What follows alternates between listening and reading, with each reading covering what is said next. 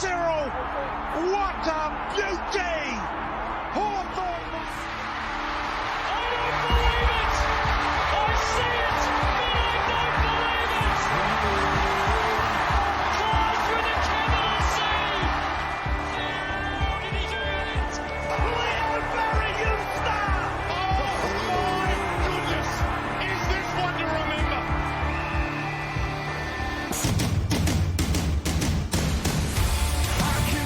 G'day, community, and welcome to the Jock, Reynolds, the Supercoach podcast. I am Lekdog.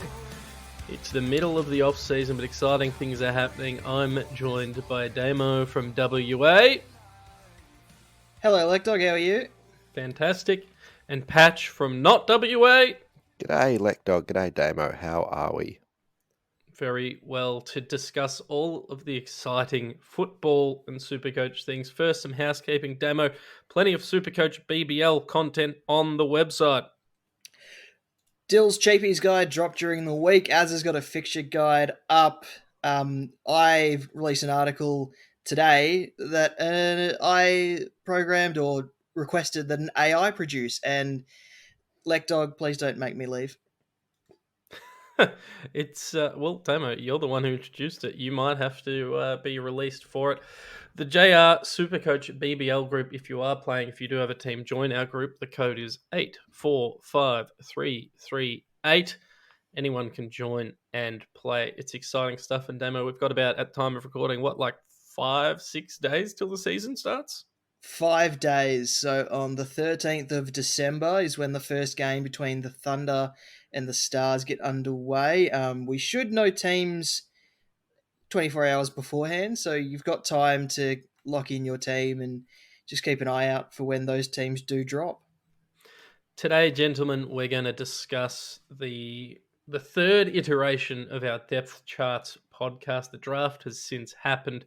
Plenty of selections were made, and now we know what it might look like for us heading into Supercoach 2023. Before that, the fantasy gods have given, and they've given us some positional changes. So I'm going to read through the list, and then, gentlemen, you're going to highlight the important and interesting points. So the first thing that we're excited to see is those who gained dual position eligibility. Nat Fyfe, mid forward. Andrew McGrath, defence mid. Dyson Heppel, defence mid. Kyle Langford, forward mid. Ben Cunnington, mid forward. Toby McLean, forward mid. Mitch Hinge, defence forward. Charlie Constable, defence mid. And Buku Karmas, defence forward. Gentlemen, plenty of names there. McLean.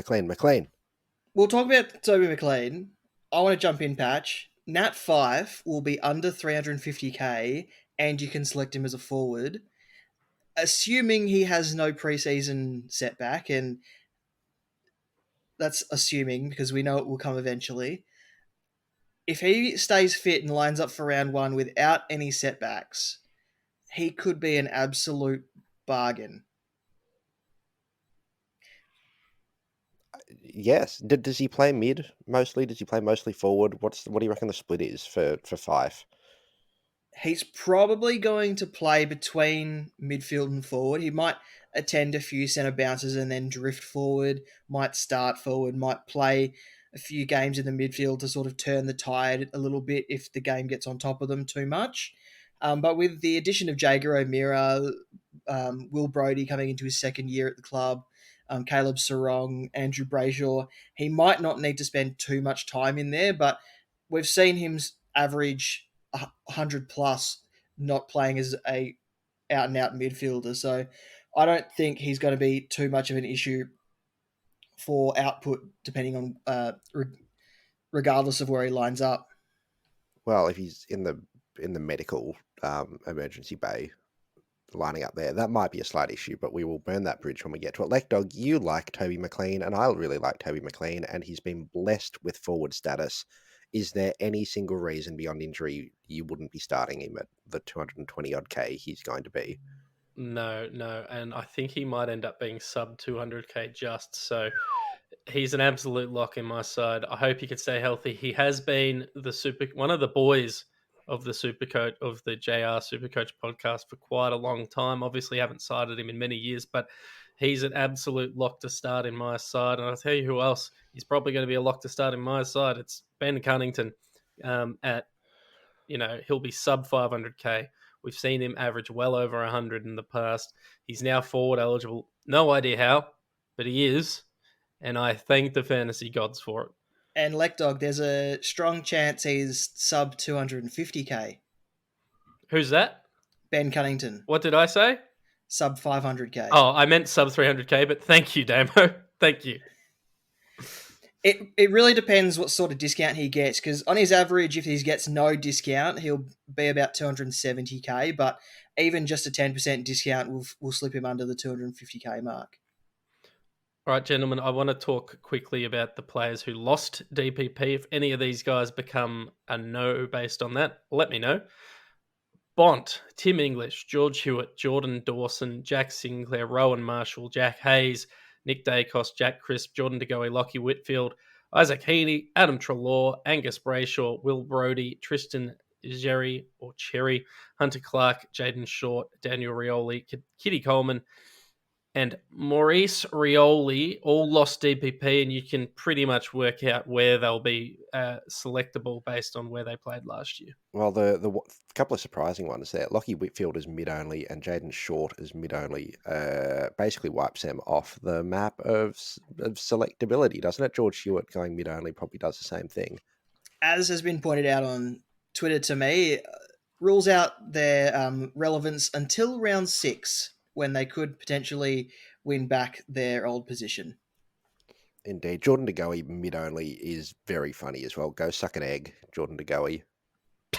Get out all of here. Those guys we get, all those premiums there, we just got to target later on, I think. I strongly suspect a guy like Short will play in defence this year, but we'll wait and see. Retaining DPP, gentlemen, Dunkley, thank God. Stephen Ginigliog, Harry Himmelberg, Connor Rosey, Zach Butters, Dustin Martin, Tim Taranto, Jason Horn-Francis, Zach Bailey, Darcy Fort, Darcy Cameron, Patrick Lipinski, Liam Baker, Luke Jackson, Tom Atkins, Errol Goulden, and Jade Gresham. Tim Taranto retaining his forward position makes him very, very attractive. I'm also excited by Errol Goulden, who will tempt me. Darcy Cameron as ruck cover is very unexpected and potentially very tasty, similar to Tim English. Not scoring as well, but just as that cover to let you take a slightly riskier run in the rucks with a bit more backup is quite nice. Agreed. New positions entirely. Wayne Malera's a forward, was a defender. Dane Zorko was a defence mid, now a forward. Mitch McGovern, last year's failure, was a forward, is a defender. Mitch Duncan was a mid forward, is a defender. Mark Blitzarves was a defence ruck, is now a mid ruck. Elliot Yeo was a mid, he's now a defender. And Darcy Tucker was defence mid, now forward mid. God, it's nice to see Mark Blitzarves back in his natural habitat as a mid ruck. God, it's beautiful to see. We may never see it again, and it brings a goddamn tear to the eye. I'm not picking him, though. We've been gifted a few little gifts with a couple draftees positions revealed. Ashcroft, Fletcher, both mids, as you'd imagine. Joe Richards, mid forward, which is interesting given where he played in the local leagues. Ollie Hollands, mid only. Olwen Davey Jr., mid forward. Jai Clark, mid only. Bailey Humphries, mid forward. Matthias Philippou, mid forward. Harry Sheasel, forward. George Wardlaw, mid. And Ruben Ginbey, defence mid. Yeah, Ruben Ginbey will be a really popular defensive rookie. I think West Coast will want to play him as soon as they can, and being able to select him in your defense or your midfield is going to boost his boost his attractiveness. Very much so. Now we'll speak about this more. The team picker won't be far off at time of recording. It'll be within the next couple of weeks at the latest. So we'll talk more about positions and players and selections then. For now, we're going to jump into an ad break. When we return, it's going to be Depth Charts 3.0. 'Tis the season for clean balls. Fa la la la la la la la la. Our friends at MANSCAPED are helping you clear your driveway for safe travels this holiday season. From stocking stuffers to gift exchanges, MANSCAPED's products are the top of every wish list. grab some crop mops for your pops or the shampoo for your boo. Be the star of gifting season and help all the men in your life go from eggnog to nice hog this December by going to manscaped.com and using code JOCK, code JOCK for 20% off plus free shipping. Manscaped is a one-stop shop for all your holiday needs. They have the perfect gift in the Platinum Package 4.0, which we've all received and all love, plus loads of little presents perfect for stocking stuffers. What better holiday gift than giving the gift of good hygiene and a few laughs? Plus, it really helps out the podcast. You support them, they support us. That's how it works. Get 20% off and free shipping with code JOCK at manscaped.com. That's 20% off with free shipping at manscaped.com and use code JOCK, JOCK. Manscaped for a perfect gift that will be the holiday's biggest hit. Depth charts. Here we go. Do you want to explain them for somebody that hasn't listened to the first couple of iterations of the depth chart? What the hell does this mean? What are we doing?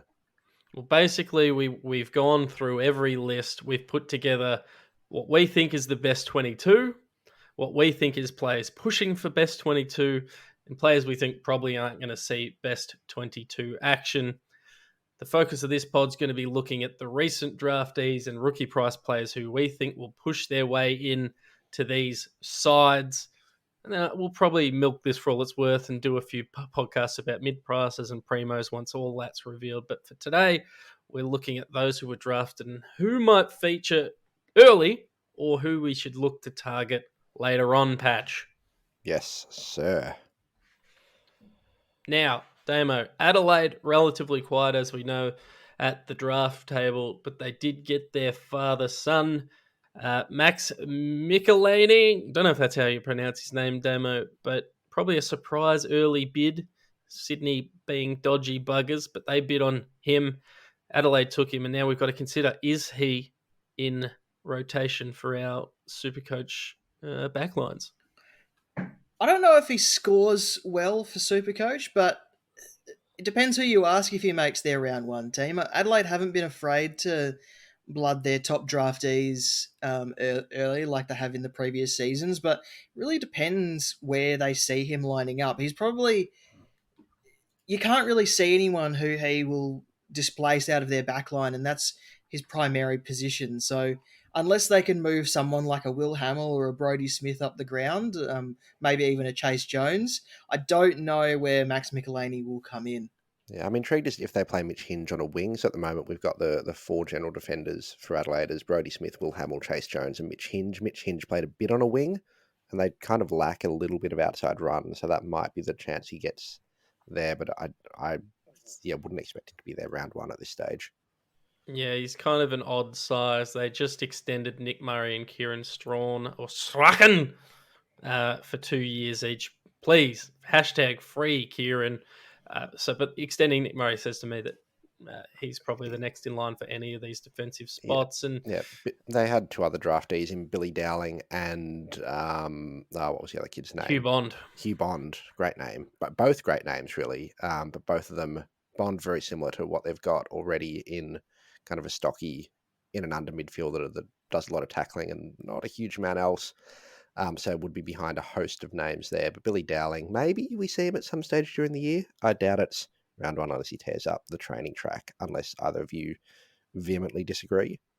I do not. And the other note, as you noted, Damo, Michelini, even in the juniors, even in the draft, his draft year did not score well in Supercoach. So he's probably not one we're going to be able to look at, but he's probably the closest of that bunch to getting a call up. The Brisbane Lions, Damo, they were active. We've spoken plenty already across the last couple of podcasts about their haul, but take us through it. We'll dissect who they brought in. So obviously they picked up Will Ashcroft and Jasper Fletcher. Will Ashcroft probably starts in the team and Jasper Fletcher just on the outside. Connor McKenna they've also picked up as well. He probably plays as long as he's fit and able. And talking to some Brisbane people today, it sounds like he's going to kick out one of your favourites, Lekdog, in Kitty and Coleman.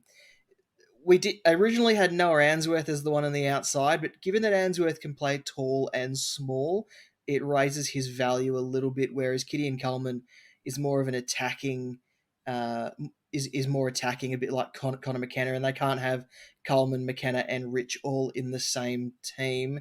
Of course, Darcy Wilmot played in last season's finals series, and he's always a chance to come through. But I think Connor McKenna is ahead and starts in the team. Now, the interesting thing about McKenna is that he did want to switch to the forward line in the last little while of his stint at the Dons. I'm intrigued as to if that's the same in this comeback, and if he plays forward, if he plays on a wing. You'd think he'd be playing the running defender role because that's what he's very, very good at. But I don't know, just one to watch there, and maybe that gives us a lifeline for Wilmot. But I don't know, that's about all I'd be watching for at this stage. Yep, they also bought in Shadow. I have no idea. Shadow Brain, which sounds like a disease more than anything. And Daryl McDowell White Jr., two Cat B rookies. Don't imagine they'll feature at any point. Just worth noting. Next team's Carlton, and Lekdog is the Carlton man in the crew. We'll let you talk us through it. Yeah, as we spoke about last time, still not sure if David Cunningham pushes his way into this side. Probably less confident now, but he is rookie price. But it's Ollie Hollands for me. I've got him, assuming all goes well in the preseason, he develops the way they think he will. I've got him starting in the 22. We're getting there very close to the start of the year. He'll be sub 170k. Damo, he was a reasonably high scoring player this year in the NAB League. I think he's going to be one that a lot of people select. Now, he's going to be playing on the outside. Can he convert that to points? Who knows? They also bought in Jackson Binns, who's down the pecking order behind Hollands, Cottrell, and O'Brien, but one to watch for a couple of years' time. They brought in the player I'm dubbing Daniel Rich 2.0, Lockie Cowan. Plenty of running general defenders there. Is this an indication that they move Sam Doherty up the ground? I don't know. I don't think he'll feature this year, but when he does, he was the third highest scoring player in the NAB League this year. And then they brought in a developing tall. As we said they needed to, Damo, on our preview of this side. Harry Lemmy comes in to develop under Curnow and Mackay as a key forward option. So again, not relevant for this year, but potentially relevant down the track. But yeah, no, it's Ollie Hollands or bust here from a Supercoach perspective, I think. Ollie Hollands even said himself that he models his game on now teammate Sam Walsh. So that just tells you the sort of player that he is. So he probably will have a bit of inside work, maybe rotating in a little bit sometimes, but probably starts on the outside, and that's where he will predominantly play. If that doesn't excite you, nothing will. Patchy Boy, are you here and alive and with us? Yes. The internet Fantastic. slightly dropped out. It had a violent allergic reaction to Carlton. Well, do you want to take us through the Collingwood list and what they did at the draft? Yeah, so the Pies brought in a few players that we're interested in. The top pick, Edward Allen, is kind of a more of a longer term athletic player. He probably plays in the midfield, but I don't think we really see him next year. He's very much stuck behind a Reece McInnes and a few others in there. But Joe Richards is the one we're intrigued by, the school teacher from Wangaratta. Who's kind of come out of the blue, will be 117k mid forward, as we mentioned off the top, but they're expecting him to play in defence. And despite my just firm belief that he can't go straight from the Ovens and Murray League straight into the AFL, people keep saying that he might debut really early, and if he does, we're intrigued by that. Potentially that pushes Nick Dacos into the midfield. One to watch there, Jacob Ryan, another one who's pretty highly touted, brilliant mullet. Who may well also get a couple of games, but I wouldn't expect an extended stint from him at that rate. And the other player we've got pretty much locked into that 22 is Charlie Dean, who we're all very excited for last season, but injuries meant that he couldn't actually get on the park. So at 123k, he's someone we're certainly very intrigued by this season. Very good. Well, you can stay on the mic because your terrible Essendon Bombers are up, and they were interesting at the draft, and they picked some players. There were some players selected, yes. Alwyn Davey Jr. sliding to 45 was a crime. Jaden Davey at 54. Neither of them, I think, play early. Alwyn Davey Jr. maybe plays at some stage. Maybe they get a few games into him as a high half forward. But Elijah Tsadas is the one to watch. You guys managed to bully me into saying that he's probably going to play. And he'd be on the cusp depending on how his preseason goes, but I don't know what Essendon's midfield makeup will look like and how it all comes together. It depends on where Dyson Heppel plays as a specialist captain. If Sam Durham and Nick Cox and a few others get into the side, Caldwell and Hobbs as well. We've got on the outer at this stage, so I don't know if he's ahead of them, but he's about the only one we'd be watching from there, other than potentially Zach Reed at 201k if one of the tall timber down back goes down. Nick Cox apparently already injured this preseason, which is becoming a sad pattern. But I don't know where he'd play if he's plays on a wing, plays as a key forward, plays as a key back. Who knows where he plays. A lot of water to go under that bridge before we burn it to the ground. Yeah, well, let's get your hopes up for a big, big year and then watch them crumble and get crushed. And I'm looking forward to that mostly. Damo, the Fremantle Dockers are your mob, so you can chat about them and the rookie opportunities there. Their team will be largely similar to how it finished in the final series. So Matt Taberner will hopefully come back in over his injury troubles. Luke Jackson will take over from Rory Lobb, and Jai Amos will hopefully play pretty much the whole season. They'll back him in to develop as the season progresses. Josh Corbett might come in under 200k, and he's one to watch out for, especially if Taberner goes down. Tom Emmett was picked up in the draft as a mature ages, so you always look at the mature ages and think they could fit somewhere because you don't pick up a 21-year-old to develop in the waffle. Matthew Johnson is a chance to come in and potentially play on the wing or inside, but where does he fit when they've got Brody, Sarong, Fife, O'Meara, Brayshaw ahead of him? Aish, O'Driscoll, probably your two wingmen, and Corey Wagner we've sort of placed in the 22, but we don't really know who he displaces. Brandon Walker is a chance to fall out after having a less than ideal final series, but that's nor here or there. Hayden Young, Luke Ryan, Jordan Clark, obviously, Alex Pearce, Brennan Cox, Heath Chapman will round out the 22 with Sean Darcy. Liam Reedy will be 102k forward ruck, I believe, so he's one that people might like as a looping option. I think the exciting one from us, from a Supercoach perspective, is Corey Wagner. Never set the world alight in terms of Supercoach in his previous AFL stints, but in the VFL last year, averaged 22 disposals and 104 Supercoach points, 85 fantasy as a defender / wingman. So thank you, Fantasy Freako, for that. He's the exciting one for me, Damo.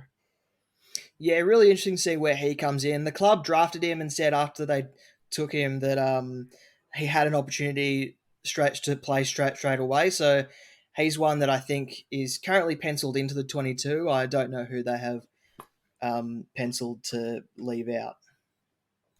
All right, well, let's jump to Geelong because they did stuff at the draft patch. They did stuff all. Well, they brought in Jack Clark, who's probably my favourite player from the draft, but he'll play in the VFL most of next year because they're the reigning premiers and shockingly have a good football side.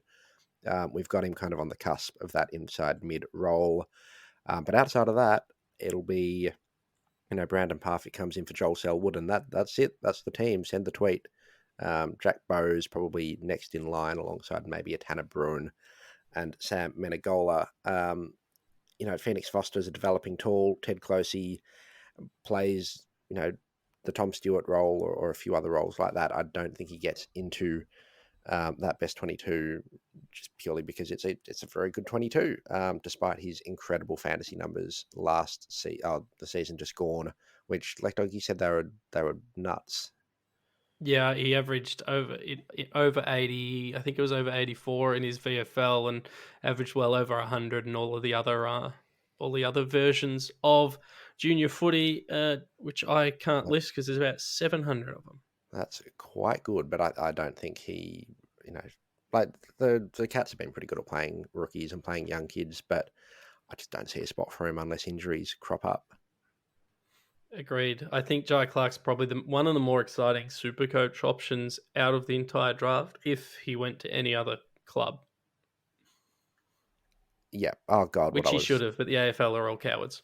God, I was hoping he'd go to Hawthorn. God, I was hoping he'd go to Hawthorn. It's all right.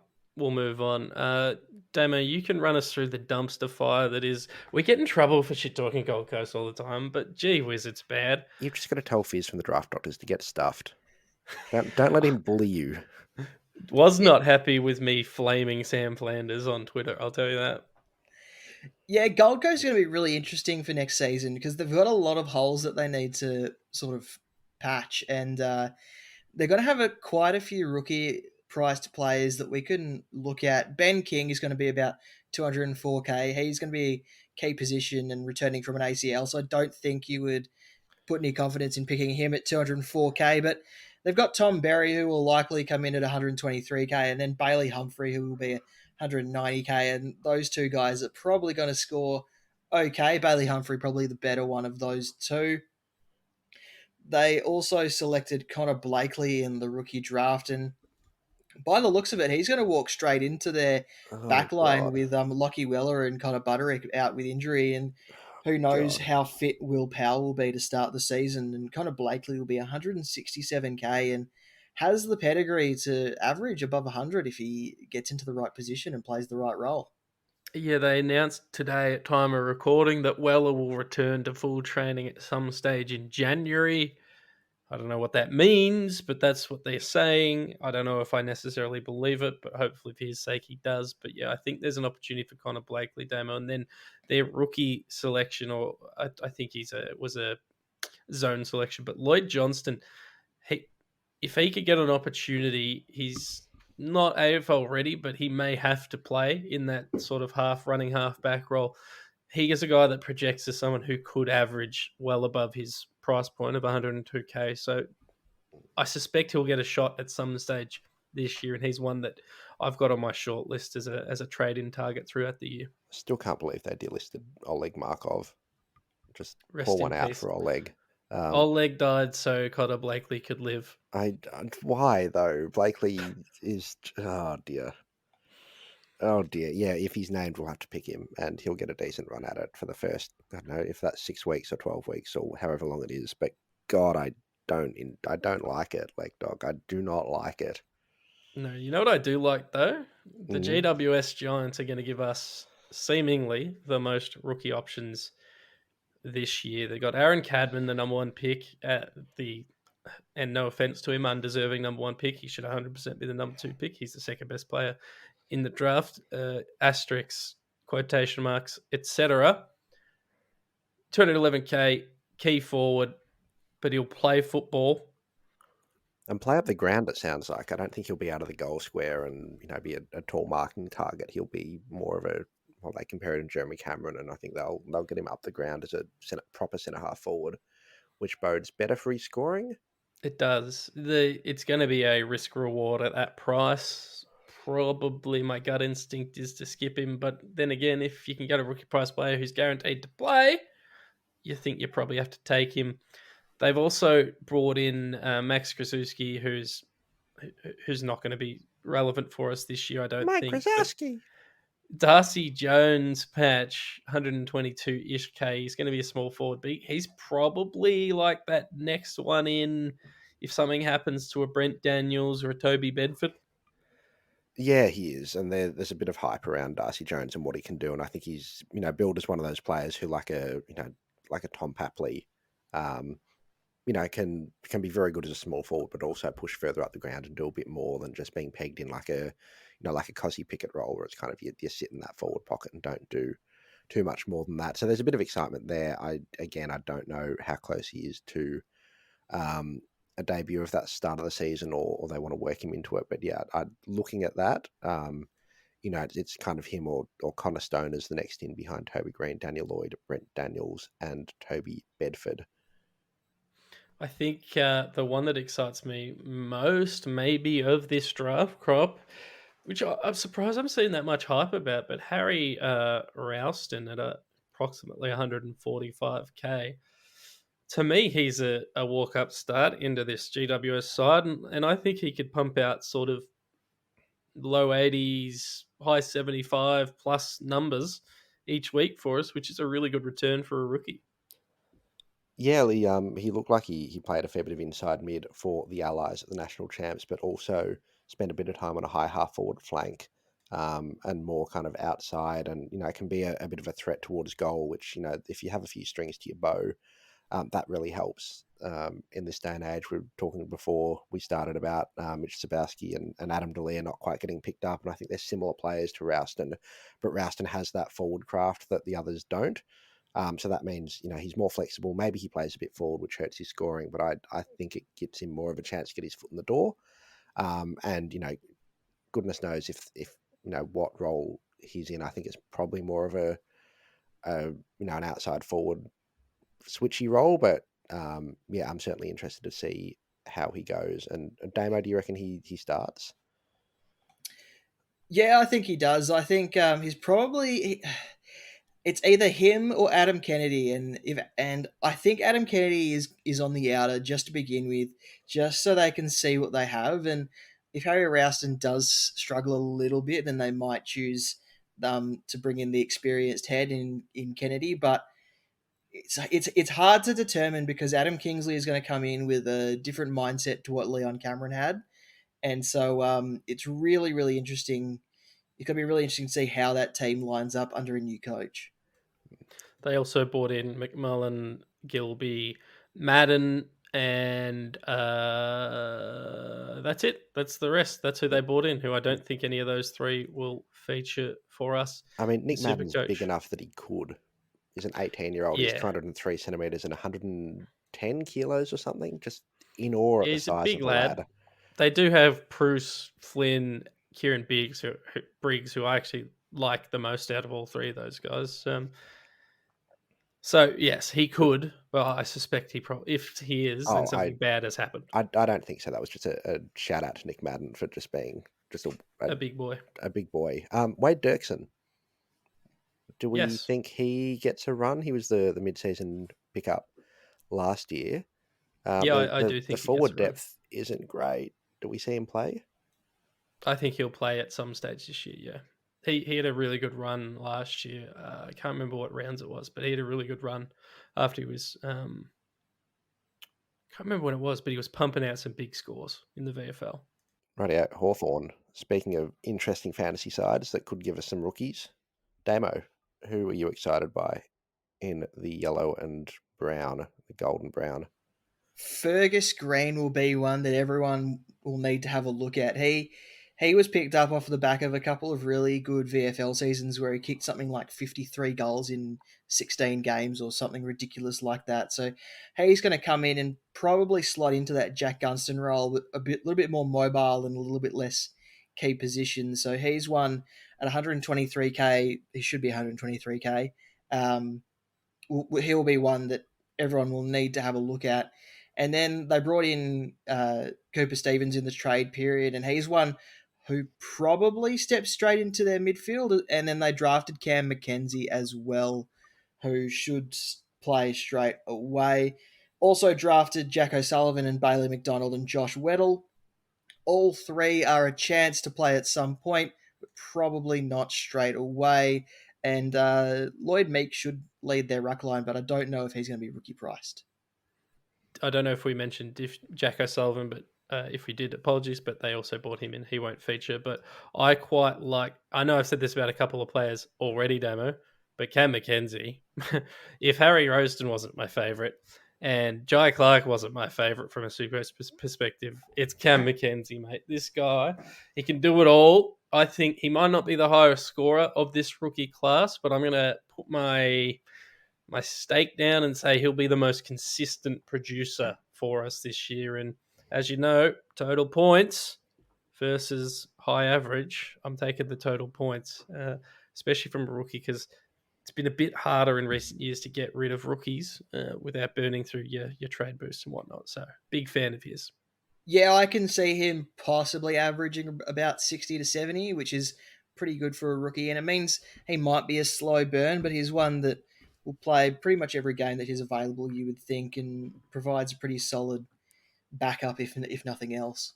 Yeah, if they look to play Josh Weddle through the middle as well, I'm very intrigued as to how they go there. They on draft night they talked about him as a Blitzarves type, who could played key back last year but could have a bit of a run around through the middle. And if they do that, he's certainly one I'd have a look at. But again, I don't think that's round one. I think that's a bit further through the year where they look to inject him potentially. By the way, one we missed when we talked about Gold Coast Suns, not from a Supercoach perspective, but Jed Anderson was picked up by the Gold Coast Suns as an SSP. Let's jump down to Melbourne. Let's talk about their rookie options. Damo, did they draft anyone of relevance? They didn't really draft anyone who's going to play straight away. They took Matty Jefferson with their first pick, and he'll be developing nicely in the VFL alongside their rookie pick, Oliver Seston. They also picked up Jed Adams as well, but they're all key position players who will be developing in the VFL. One player who they picked up last year, though, who we think will start, is Jacob Van Rooyen, 123k, was absolutely lighting up the VFL to end the season. He was one who probably slid in his draft year, to be completely honest, and he's probably going to come right into their team for round one, especially after the loss of Luke Jackson and them needing a bit of a tall target up forward.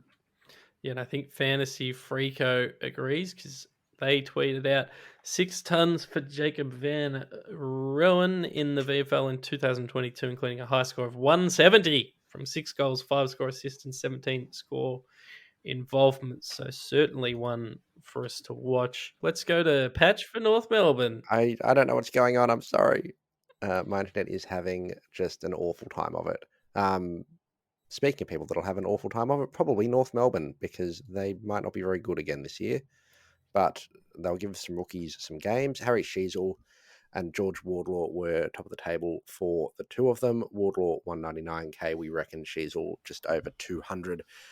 Both will probably play and get a decent whack of games. Sheasel as a small forward or a medium-sized forward might not score all that well, considering North will average 3 inside 50s a game. Wardlaw, we'll have to see, but he'd probably be one that we'd be looking to start at this stage.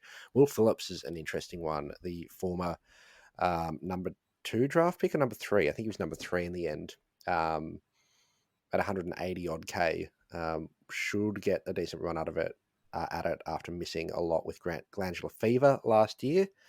So he's an interesting one to keep an eye on. And Dan Howe, who they bought in, will be kind of 200-ish K, assuming we get the discounts that we'd be expecting. And I don't like the idea of picking Daniel Howe, but we might have to.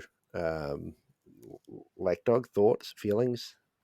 Well, and they've also signed Liam Shields as an SSP.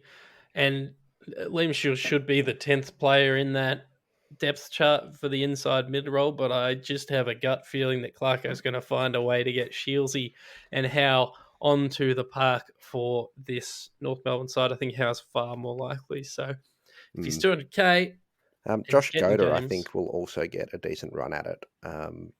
They gave him 2 games the end of last year, so that'll elevate his price a little bit. 2 games, 1 game. They gave him a game or 2. And I think they really like him as a halfback option. So I suspect we'll see a bit of him during the year as well. And we invented a colour for North Melbourne on our depth chart. We've got people in green for people we think are going to play, people in kind of yellow for people on the Pushing. outer, and purples, and all of this stuff to colour code it. And we have one player in it in their own special colour. Damo, do you want to talk us through who's got their own colour in the North Melbourne outfit for unique in the entire AFL? I didn't decide this. I don't know why I'm explaining it, but Jaden Stevenson was given a maroony sort of pink colour because you kind of think that Clarko will just, have a dislike for him and leave him out of the team on purpose. Yeah, Jaden Stevenson, rest in peace. I think I just get the feeling it's going to go one of two ways, right? He's Clarko's best mate in the entire world and he loves him. But I think the more likely thing is we never see Jaden Stevenson play again. Yeah, I mean, who knows how it'll go, but we've just got the own special colour of like, oh, who knows what will happen. Hamish Free is an interesting one for whoever just highlighted him on the depth chart. Damo, do you want to talk about him, considering he's from WA and was in the Waffle Team of the Year? Do you think he plays? Do you think he'll be any good as the ruckman, mature age ruckman from WA?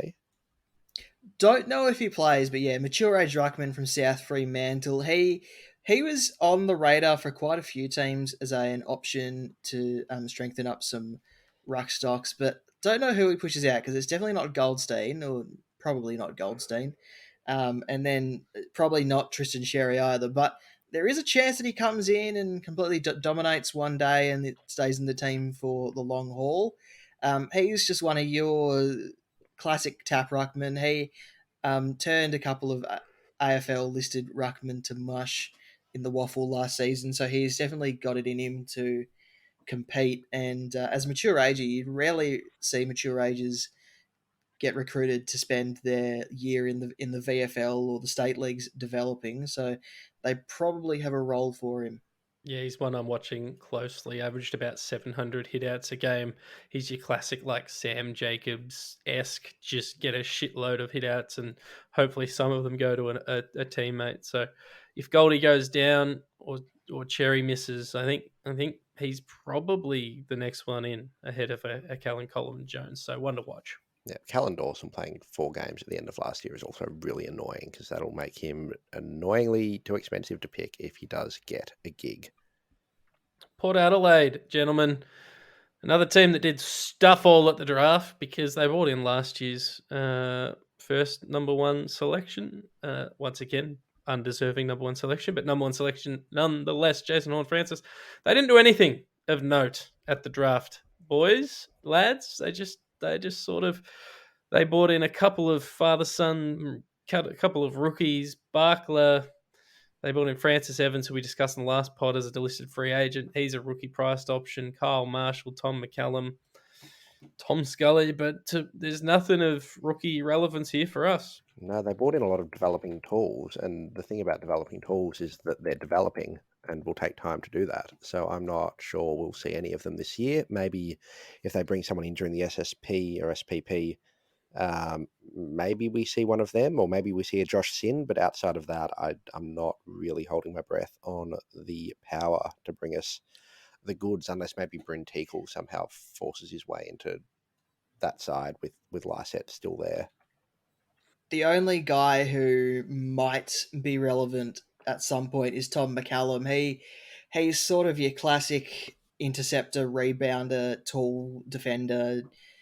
He will be compared to Tom Stewart and Luke Ryan and players like that. So he's one that if he comes in, he's one to keep an eye on. Probably depends how their season's going. They've got a pretty old backline with Jonas and McKenzie and whatnot. So if it starts going badly, suddenly those guys might not be playing. And pretty much copy paste that review for Richmond because we know they did their work in the trade period in terms of draftees. They brought in Seth Campbell in the rookie draft, Steely Green, Caleb Smith, and Tyler Young, and none of those guys are going to play this year. And if they do, they won't play long enough for it to matter.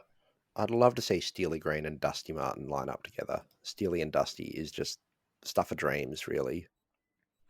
Well, Steely Green actually had pretty good junior numbers. It's just and Steely Green is ready. Steely Green is ready to go. So if he does get an opportunity, and I don't know who he pushes out, maybe Marlon Pickett gets pushed out, maybe Camden McIntosh gets pushed out, maybe they leave someone like I don't know, Daniel Rioli gets pushed out. I don't know, but Steely Green is ready to go, and it wouldn't surprise me if he's shoehorned into that 22 somehow. Let's wait and see. Patcharoo, St Kilda.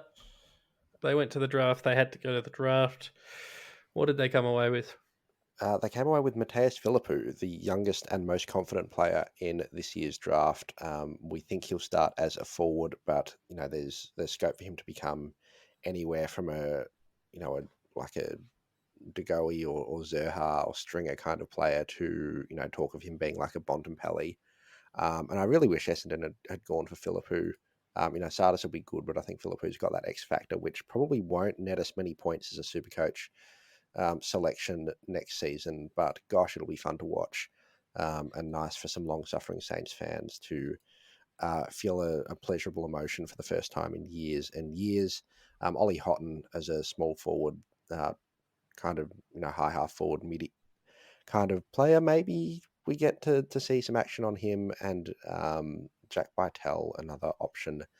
And he'll probably be 180k from our back of the envelope kind of calculations, so maybe he's a chance as well. But they've got a pretty settled side, so I don't think there'll be too much change unless we see somebody stepping up to fill the Max King void if they go kind of small there and Philippou and Houghton play forward, or if we get like your man Matthew Allison or Cooper Sharman's cheap enough to fill that spot. I really don't know how they fill that void, but I don't think there's too much outside of Philippou at this stage. Yeah. No, I'm not convinced Matthew Allison's a real person, if I'm being honest with you, mate. So I wouldn't be looking at him. The Max King hole is an interesting one. Is it Cooper Sharman? Isaac Keeler's surely not ready. So no, it has to be not. Probably a smaller lineup, I'd say. So yeah, very interesting. Very interesting. Do they play Rowan Marshall forward and put Tom Campbell in the ruck? Oh my God. Well, it's Ross the boss, so anything's possible. Maybe they just swing Josh Battle forward and play Zane Cordy, because we know that Ross is going to love Zane Cordy. He will adore him. Absolutely adore him. And with no evidence whatsoever, like Jaden Stevenson, there is also a chance that Ross hates Josh Battle. Yeah, I get that feeling as well, Damo. I've been talking about Josh Battle to a couple of people over the last few days, and I just get the feeling Ross is going to hate him, and I have no reason to think it. The one thing that with the Max King hole is we could see James Van Es come into the team. He was drafted as a key defender, but he can play forward, and at his size, he's already got a man's body. He just needs to develop and build on his game. He could be one that plays forward and becomes that main target alongside Tim Membry and Jack Hayes. They're an interesting team, and we'll see what Ross the boss does with them. The Sydney Swans, they were in the grand final last year. There's not going to be too many changes to their team. The closest is probably Jacob Constanti at 127-ish K. He's going to play a small forward role. He's not going to score Supercoach points. They brought in Will Edwards, Jaden McGaw, Caleb Mitchell, Cam Owen, and Cooper Vicker as well. But I know we talk about Horse when he finds a player he likes, bringing them in, but I think it's more likely that some of the guys they picked up last year come into this side. Yeah, Hugo Hall-Kahan, he had a really good end to the VFL season, so he's going to be one to really keep an eye on. And you'd think Sydney will stay largely the same from the team that entered the grand final, but obviously it didn't quite work for them, given the result. So I think there will be some changes. It's just a matter of where those changes are. Ryan Clark was in the team as a specialist tagger. Maybe he comes out for Costanti or a Hall-Kahan to give them a bit more of attacking power. But other than that, their team is pretty settled. Yeah, that could well be just a matchup thing as well. That could be they decide, we don't have somebody we want to tag because we're playing Hawthorn. We'll bring in, a more attacking option to boost the percentage. That could be how they decide it, which isn't great for us. I'm really intrigued by Matty Roberts. If somebody goes down in that midfield, I think he or Angus Sheldrick could be the next cab off the rank, but Roberts had just insane junior numbers. And I really want him to play well because I picked him up in a keeper league and I quite like the cut of his jib. And that's it. That's the tweet. But, there won't be too much, I don't think, at this stage, in terms of changing from that lineup for the grand final. Well, West Coast Damo went to the draft. They took quite a few selections: Jordan Baker, Harry Barnett, Kobe Burgill, Tyrell Dewar, Ruben Jinby, Elijah Hewitt, Jaden Hunt came across and Noah Long. But weirdly, I think we only see sort of one of those guys getting into this side, and that's Ruben Jinby. So I haven't updated it on the depth chart, but there is chatter that we should be looking at everyone that West Coast drafted as potential players for the beginning of the season. Kobe Bergiel, Ruben Jinby, Elijah Hewitt, Harry Barnett, Noah Long, all those guys. If one of them or two of them or all of them have a good preseason, there is a chance that they are brought into the team at the expense of someone else, who knows who. I feel like Ruben Jinby is the only one really locked in, and they've also got Campbell Chesser as well, who will basically be a new recruit for them after sitting out all of last season through injury. Yep, I'll be watching Jinby closer. Chesser, I think we've all got locked away in our very early days Supercoach sides. It's an odd list, West Coast. They're all 6 years old or 36 years old. It's such a strange It's in a makeup. weird spot. Dom Sheed at 255k or like 250 odd k, depending on the discount, could be an interesting shout.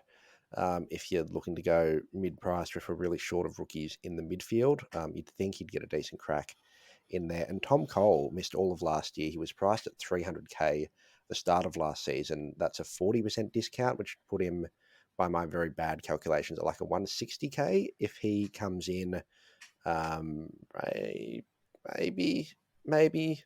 But no, I think I reckon a Bergiel or a Long, if they get a run, and there's a decent chance they would. I'm really intrigued by them. Damo's giving me the shake of the head on Tom Cole. I think you've miscalculated there, Patch. Isn't it 40% for missing the full season? It's 30% if they miss the full season, 20% if they miss over half the season, 10% if they only miss a third of the season. 30% of 300 is 100. So it'll be about 210k. Yeah, okay, no, that's a yuck price. Never mind. So I tried to do the maths, and then my brain immediately tried to remember the quote that Homer does when he's trying to calculate the isosceles triangle thing, and that's the only couldn't think of the numbers, just that quote, and I still can't remember the quote either. So I failed on both counts, and I apologize. The Western Bulldogs, they bought in Oscar Baker from Melbourne in the supplementary selection period. In the draft, they bought in Charlie Clark, Jed Buslinger, Harvey Gallagher, and they've obviously signed Roy Lobb and Liam Jones. But from a Supercoach rookie's perspective, it's still Toby McLean. It was always Toby McLean. He's going to be a very popular selection, but I don't think we're going to see any rookie price players really come into this side. Riley West has had to have surgery. They think he will be back after the Christmas break, so he'll be in full training from when they return in January, but I still feel like Charlie Clark is a chance to take his spot. Even if he does, his junior Supercoach numbers aren't all that awe-inspiring, and the role he'll be playing isn't amazing, but certainly one to watch, because as we know, Damo, Bevo, while he does toss the salad, he does like his very weird players that he brings in, like your Anthony Scotts, who for some reason come in and are best 22 straight away. Do they have any more slots open? Can they sign someone else during the preseason that we can just slide in, or was Oscar Baker their last little crack at the dice roll of the what do you call it? Oscar Baker completes their list. Very good, thank you. That's the depth chart. It looks like we have some rookie options to look at this stage, and I'm sure there'll be some surprises, but I am kind of excited because I don't think there's going to be heaps of rookies, which means we actually have to use our little brains, which means we have to look for some bargains elsewhere, which is exciting to me. People's strategies for next season will be interesting, especially considering the last 3 years, the rookies have pretty much all been exhausted, both because they've been debuted and because they've had to play.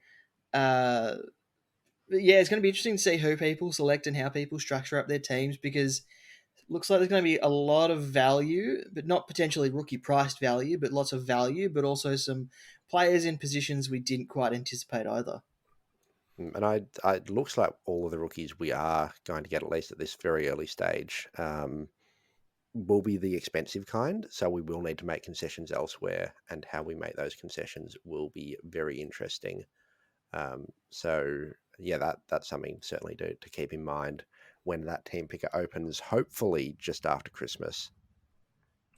Yes, let's watch this space. Gentlemen, that'll do us. Tune into the website for plenty of Supercoach BBL content. That's kicking off very, very soon. Damo, it's very exciting. I'm sure there's a podcast or two still to come. Yep, there will be one coming out over the weekend with Dan Batten from the Herald Sun joining me and Azza, so that will be a good one to listen to. We'll cover off all the latest news, the team squads, some strategies, and we'll also talk about some Sheffield Shield form as well to try and put you in the know for some cheapies as well. Fantastic, gentlemen. Thank you for joining. Go Blues. Go Scorchers. Go banana.